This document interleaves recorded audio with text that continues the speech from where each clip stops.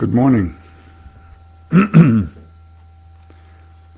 not sure if the announcements that I post actually get read. I posted a quote for this morning that I'll repeat. It's by my friend David Harris, who has a new book coming out. This is The Galleys. Really important writer and thinker, personal hero. But in reading his book, I came across this quote, which I'll enlarge with another quote. Here's what I posted on Facebook. Values that are not embodied in behavior do not exist. Values that are not embodied in behavior do not exist. And then he expands it a little in an essay about the war, the Vietnam War.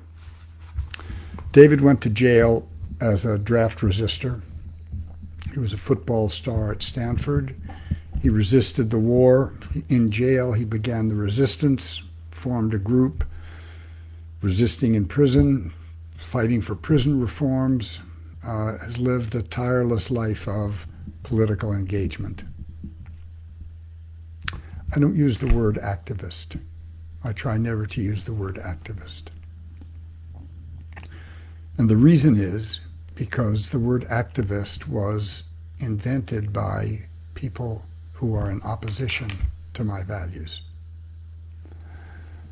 If you want to separate people from the broad mass of humanity, you add an IST after their designation: communist, socialist, environmentalist, artist, activist.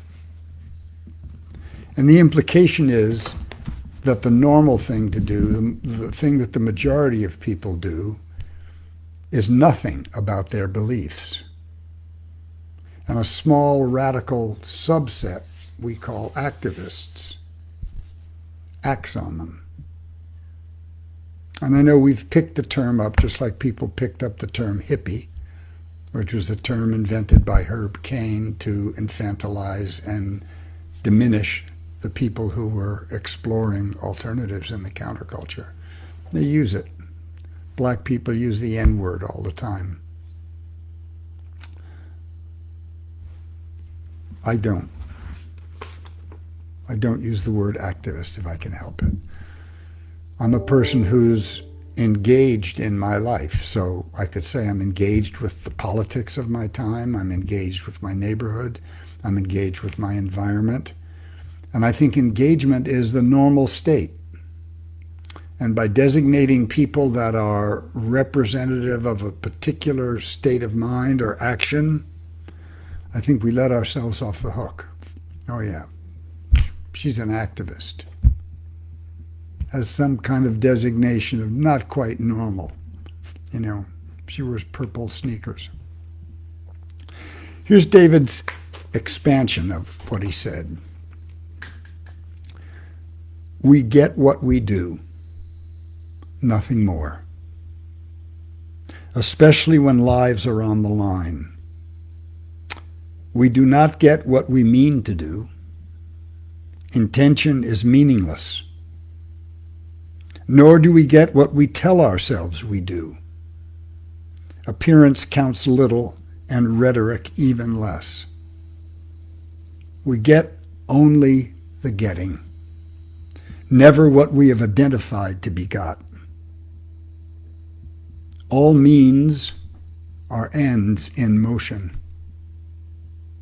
as ends are means in a static state. Acts that fail to embody their object also fail to realize it.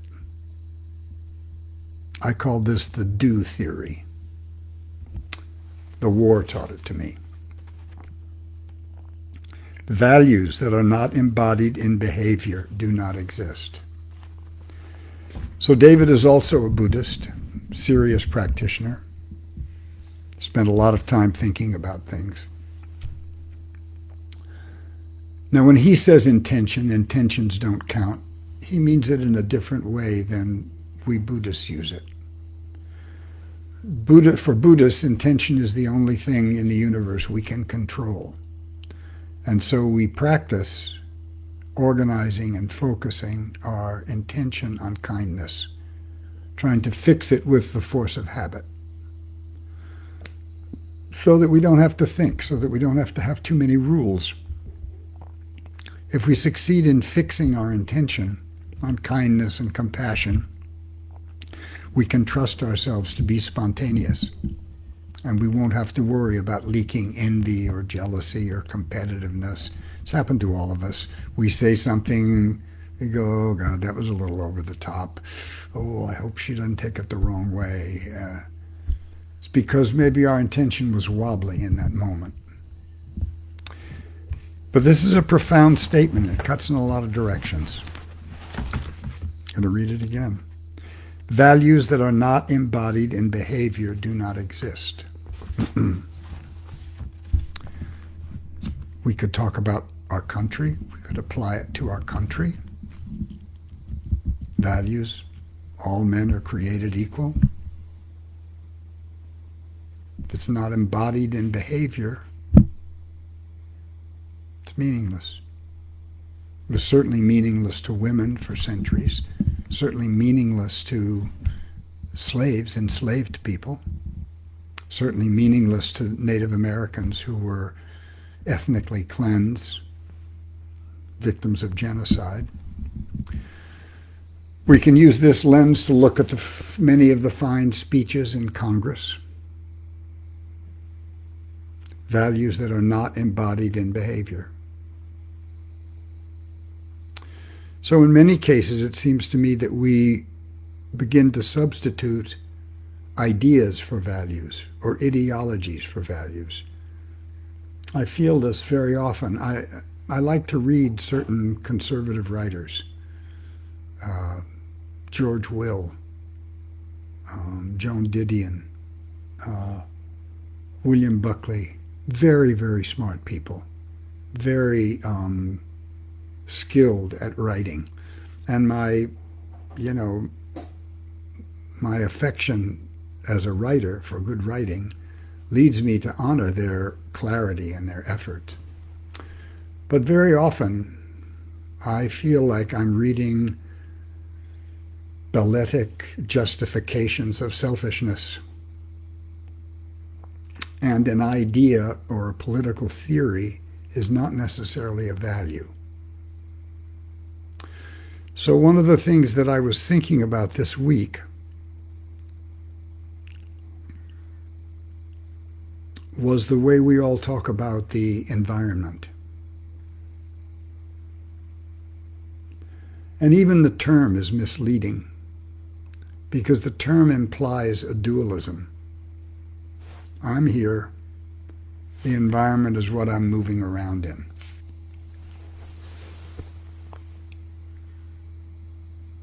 So many times we think, well, if the environment is poisoned, it's going to get me. So it's a kind of, oftentimes, a functional philosophy.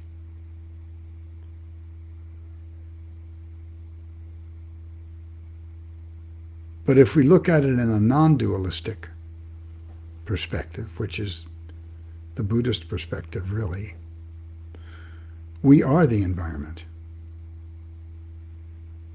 How can I listen to somebody talking about saving the Amazon and the lungs of the planet who smokes?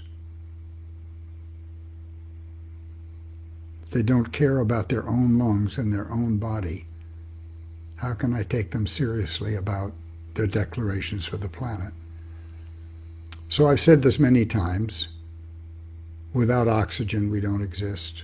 Without water, without sunlight, without microbes in the soil, without pollinating insects, without the people who plant the cotton, grow the cotton, pick the cotton, weave the cotton, sew the cotton, distribute it, we don't have clothes. When we eat a bowl of rice and some vegetables, We're eating the entire world. We're eating the rice paddies, the frogs, the crickets, the people up to their knees in water, planting and picking the rice. So the environment is kind of a misguided term at root. So when we say values that are not embodied in behavior, it can be useful for looking at these things. Now, many of our behaviors are adopted. We inherited them. I mean, I inherited the idea of living in a house this large. I inherited the idea of electric lights. I don't have air conditioning, but cars, gasoline. Our whole lifestyle is an adaptation. And on some level, we have to acknowledge that the rest of the world can't live this way. There's just not enough planet. There's a little test you can take online where they ask you, how big your house is, how many miles you drive, how many rooms you have, etc., etc. And then it tells you how many planets it would take for everyone to live the way we live. So I think I was down between 3 and 4. I was pretty proud of myself. 3 and 4 planets for everyone to live this way.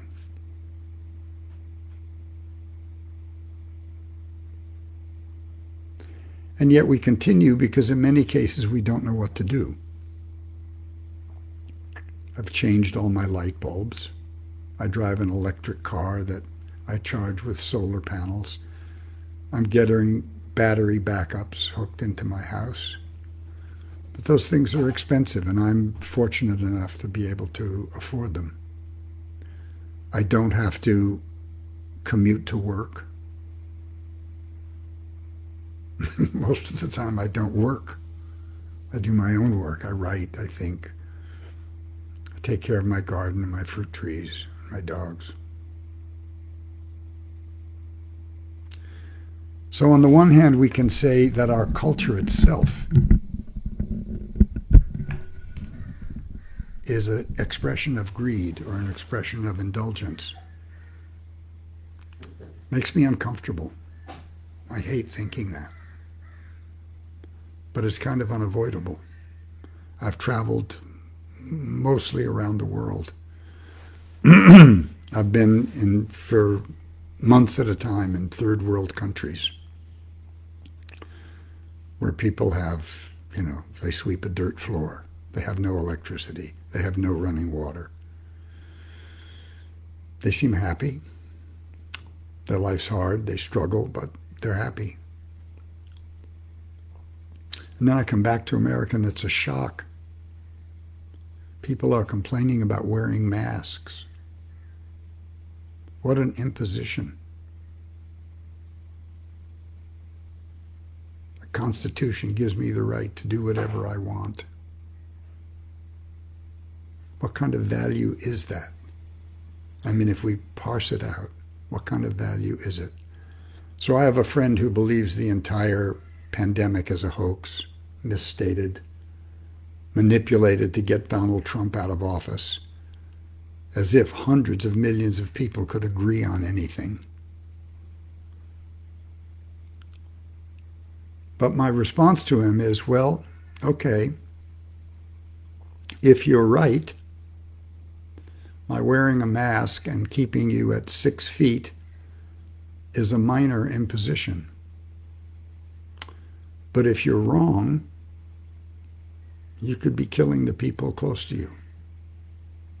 So why would you elevate an idea, a political idea, an idea that's unsubstantiable? 350 million people all running around doing whatever they want? A kindergartner wouldn't believe that. That's not what freedom is. And yet these unexamined words embody values that we don't examine. Like, that's not freedom, that's indulgence. And if the pandemic were Ebola, how long would we tolerate somebody breathing into our face without a mask? So when somebody's not wearing a mask, they're putting their own personal beliefs over my safety. Those are the values they're embodying. They may think they're protecting the Constitution or the First Amendment. I don't think the word mask exists in the First Amendment. I don't think the word pandemic. I don't think the word semi-automatic exists in the Constitution. I do think everyone's entitled to a flintlock musket, however. So I started thinking about this idea of feeling separate from the environment. And what was it that separated us? And I realized that it's language, it's words. It's from the time we were infants, before we knew anything, people were describing the world to us, teaching us how to see the world. And we grew up and we learned to see the world that was described. Oh, look at the birdie. Oh, what cute cheeks he has. Oh, give mommy a kiss. Each of these things embody concepts and ideas, and at a certain point, we can all run them like an unbroken film. And then we can be said to have matriculated into our culture. And different cultures have different films. They all look the same.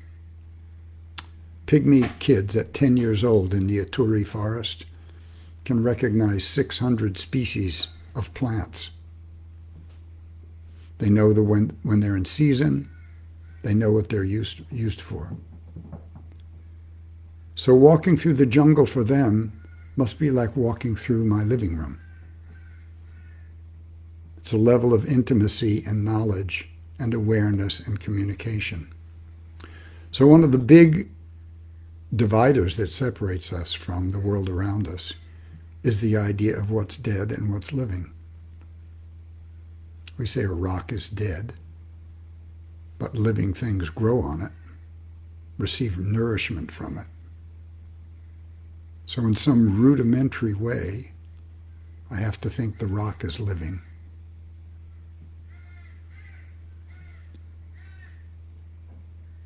And the idea that things that are inert or aren't human don't count on some level protects us. When I fly on planes, I read these stupid catalogs, and you can buy a vacuum to suck up spiders. Now just think about that, the amount of plastic, the amount of electric wiring, the amount of batteries. I mean, if I want to take a spider out of my house, I cover it with a plastic jar and I slide a paper under it and I take it outside. It's not a vile and dangerous beast. It's just being a spider. It's just doing what it does. So over the years, I find myself talking to plants. I don't expect that they understand my language, but I think that they have an awareness. And I think they can sense my feeling and attitude toward them. And I think that's one of the differences between a great gardener, which I am not, and people who are just moving inert objects around. I have women friends who are phenomenal gardeners, and they're in relationship with their plants. It's not a lesser being. Most indigenous people will tell you that their shamans talk to plants and receive information from their plants. They're quiet enough, they're still enough to communicate with the plants. the pygmies walk 600 miles on a journey to find a bush that a grub feeds on. And they take that grub, and that grub makes a poison for their arrows that allows them to kill giraffes and elephants. They have to be very careful with it. They have to do this outside of camp. They have to have covers for their arrows, because if a child pricked himself, he or she would die. It's hard to believe that they discovered this by accident, that there wasn't some communication between some shaman or priestess and the plant. And there are incidents of this all through the natural world. So I'm not suggesting that we need to go out and sing Melancholy Baby to the radishes. But I am saying that unless you can sense the awareness of the world that you move around in, we're never going to get it right. So people like to denigrate that point of view and say, oh God, we got to save the blue skink or the spotted whatever butterfly. We can't build a factory here. Well, maybe you have to consult it. Maybe there's a place nearby that you can do it. But maybe you do have to take its point of view and its needs into accommodation. Because on some level, without all these creatures, the universe that we depend on is not going to exist. We're in the middle of a mass extinction now, unlike anything since the last ice age, since the planet was struck by a meteor that extincted the dinosaurs. So this is not going to be solved just by political speeches and by rhetoric. And one of the things that I noticed, I spent a lot of time with the Hopi people out in Arizona. I try to go to the bean dance every year in February, which is the beginning of their Kachina cycle, the sprouting of the bean, the first spark of life. And there's a cycle that goes all through the year. But many years ago, I went to live with an old man named David Benangi, who was a Hopi snake priest. I was in his 90s then. And I went seeking some kind of knowledge, some kind of wisdom. And he told me that the Hopis live in such a hard land, it's so difficult, that unless they do the rain dance, they don't have enough rain to water their crops. And that during World War II, when all the young men were taken away to war, it didn't rain between 1942 and 1945 until they came back and they did the rain dance. So I was helping them in a struggle against the Peabody Coal Company out there. The Peabody Coal Company was drilling wells down into the Hopi land and sucking up the aquifer to send pulverized coal to Los Angeles from Arizona, from the four corners of Arizona, using drinking water to send pulverized coal to Los Angeles. It lowered the Hopi wells almost 80 feet, brought the water table down to where they could hardly grow their plants. It was eventually closed down and stopped. But there's two world views right there. There are these simple people that have learned how to live where they are, full, rich, creative, substantial lives, using so much less. The average Hopi, I think, uses 5 gallons of water a day. I think the average American uses 50. And I'd guess in many cases it's more if you have a pool, for instance. And somebody looks at this coal and looks at this water and considers it inert, and considers the people that depend on it for survival and spiritual sustenance meaningless, and steals the water and sends it to Los Angeles, steals it from a reservation, which is a federal trust.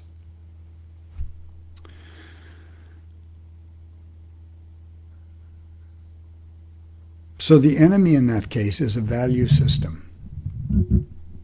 And the value that's being embodied in action by the coal company or the people running their air conditioners and keeping their houses at 70 degrees in the desert, or growing lawns in the desert, or growing golf courses in the desert.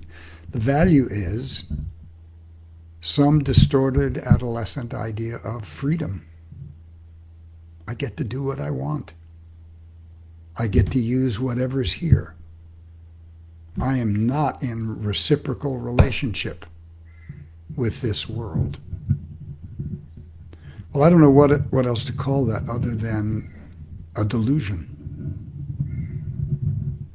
The pandemic is certainly demonstrating how delusive that is. The pandemic is feeding on people the way we feed on cattle and pigs.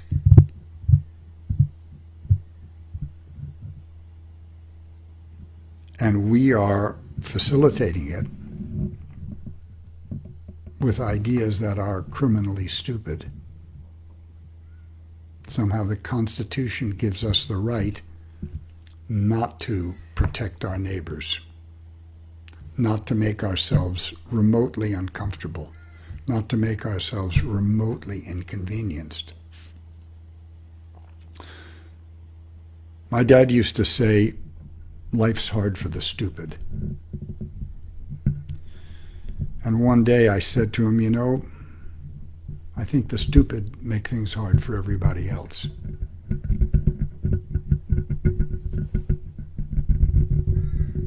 And yet people are so fixed in their beliefs that they've stopped listening. So this is one of the reasons we meditate. We begin by listening to emptiness. We begin by listening to our spinal telephone. We begin by watching what comes across. We begin by owning our anger, our resentment, our envy, our jealousy, our greed, our affections. And we get so intimate with them that they cease controlling us, that it's more like a horse and a rider or a kayaker on a powerful river. You don't control it, but you can use the energy.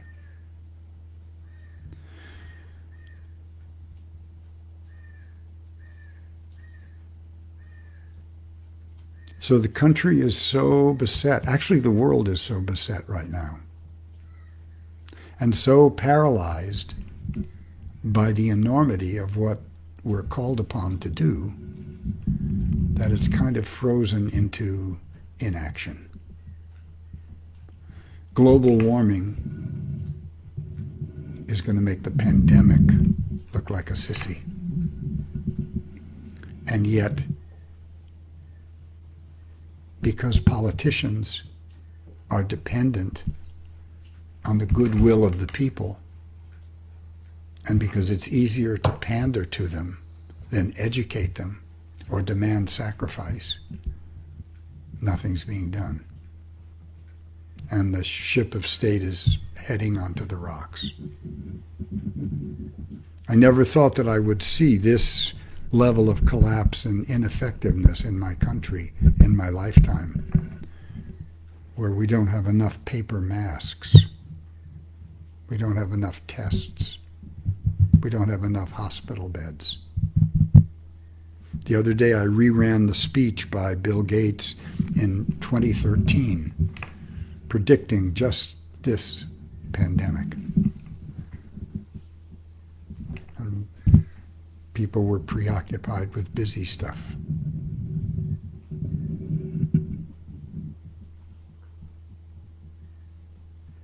So it's not,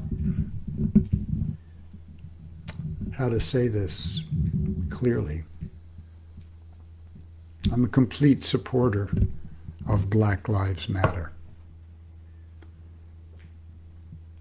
and the reformation of the police so that black communities and black people feel safe and have their rights as citizens and don't fear when they call the police is an immediate priority. It's like the house being on fire.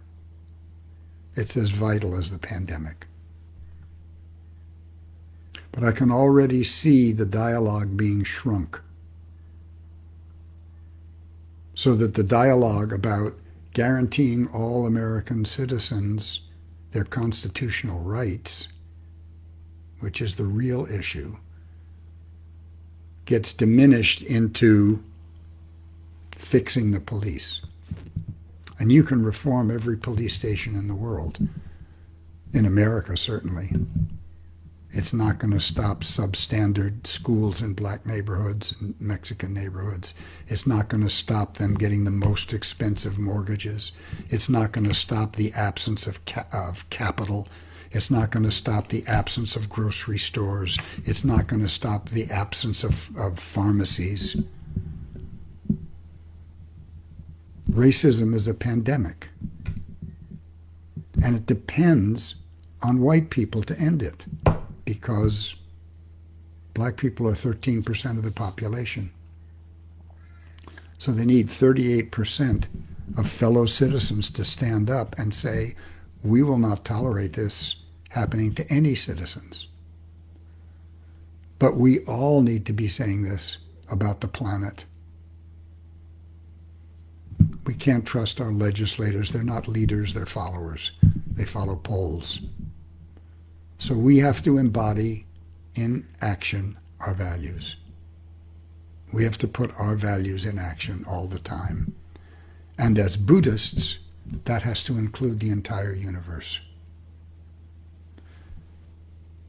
Moment after moment, whatever you come in contact with, you try to bring your full awareness to it and react with kindness and understanding, and to be open to how it's speaking to you. Black people, Latin people, fox, a bat, a bird. They all share awareness, plants. So if we love this life, we have to get over the idea that this life is ours. Show me the you. Show me the you it belongs to. Who is this I? Where is it? What color is it? What shape does it have? So if we love life, that's a boundaryless issue. And that means moment after moment after moment, which is all we can do. Whatever we come in contact with, we practice fixing our intention on kindness and compassion, on being aware, being mindful, not to sell better widgets, not to be a better corporate employee, but to be a better being, to be in harmony and in concert with the entire universe, which we do moment after moment after moment. So we need to look at those ideas that separate us from life and death, from self and other, Republican and Democrat, conservative and liberal. They're just phantasms. They're just ghosts. The implications of we're all in this together are just that. We get what we do.